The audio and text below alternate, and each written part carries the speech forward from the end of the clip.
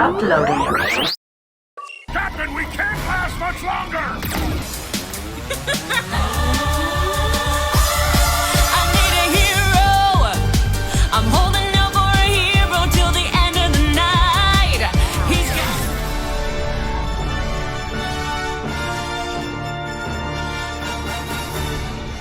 got... The ambush of the Traitorous was a critical event that could have changed the history between the United Federation of Planets, the Klingon Empire, and the Paklids. What the Paklids again? And now they're threatening Klingons? Hail the bird of prey. No response, Captain. Klingon ship, this is the Federation starship Traitorous. We've dealt with Paklids before. Are you in need of aid? Captain, both vessels are powering weapons. What? Shields up! Red alert! After detecting odd readings in space, the USS Traitorous would divert its course to investigate. The vessel arrived to discover a Klingon bird of prey and a Paklid clump ship. Captain Freeman immediately reached out to the Klingons to ensure that they didn't need any assistance, assuming that the Paklids had been harassing or attacking the ally. However, to the surprise of the captain and the crew, the Klingons would scramble communications and both vessels begin to fire on the Federation ship. There are a few things here I want to discuss. First, while the Traitorous is a specialized vessel meant for assistance in engineering matters and second contact, it's still a Starfleet ship. The clump ships are known for their ability to decimate non-tactical vessels, but the Klingon bird of prey has historically not been the strongest. Well, assuming that the enemy vessel's captain is competent. So the amount of damage that the bird of prey ship does is somewhat surprising. Though, to be fair, it is quite possible that, at the time, especially with the events involving the Romulan Star Empire and their attempts to use bioterrorism as an art form, not even to mention the resurgence of the Borg, that the Klingon Empire had decided to upgrade the weapon systems of all of its vessels. Additionally, we know that ultimately the Klingon captain is an extremist, so he might have upgraded the weapons himself to counter Starfleet defenses. And that's not even to mention the fact that the Traitorous is outgunned 2-1. Target their weapons! Shield's holding at 80%. The California class would return fire, the command crew arriving, but it simply wasn't a battle that they could win. The engineering ship had been caught by surprise and was fighting at least one vessel that was superior to it and one that could run interference. Fire full spread! Deck 6 is taking heavy damage, sealing the area!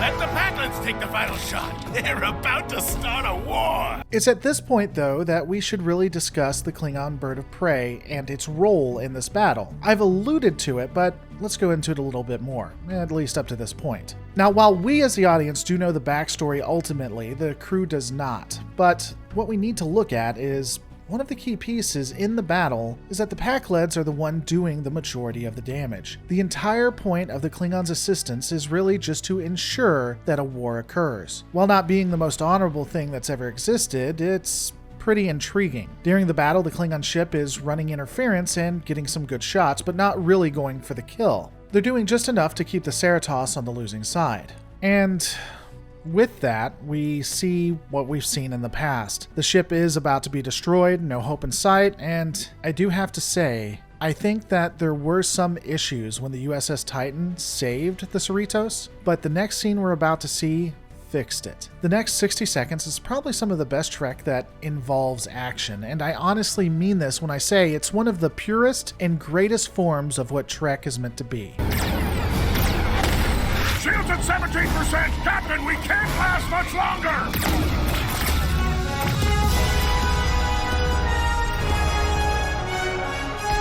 Captain, we are being fired upon by Klingons and Paklids. Curious.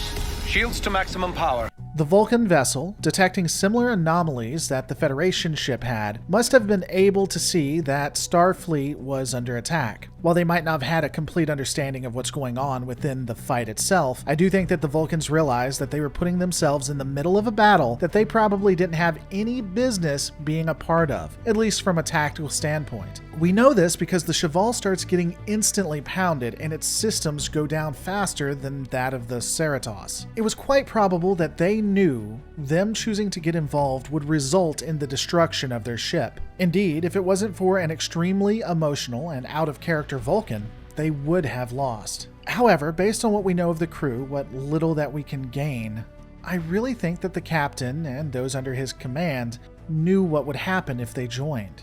At least they knew that it was likely that they would die. However, them coming to help the ship was logical. They at least had to try. The Federation crew was going to be destroyed. It was a zero-sum game for them if the Vulcans didn't intervene. Now, it was likely that both vessels were going to be destroyed. Their chances were pretty nil, but at least they did have chances. The likelihood that the Federation crew would survive was increased by the Vulcans arriving. They interceded to help people that were about to be killed, even if it meant that they themselves would die.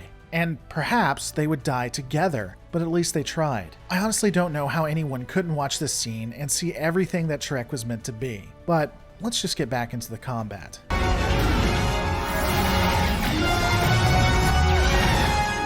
The Pakleds appear to have Klingon weaponry.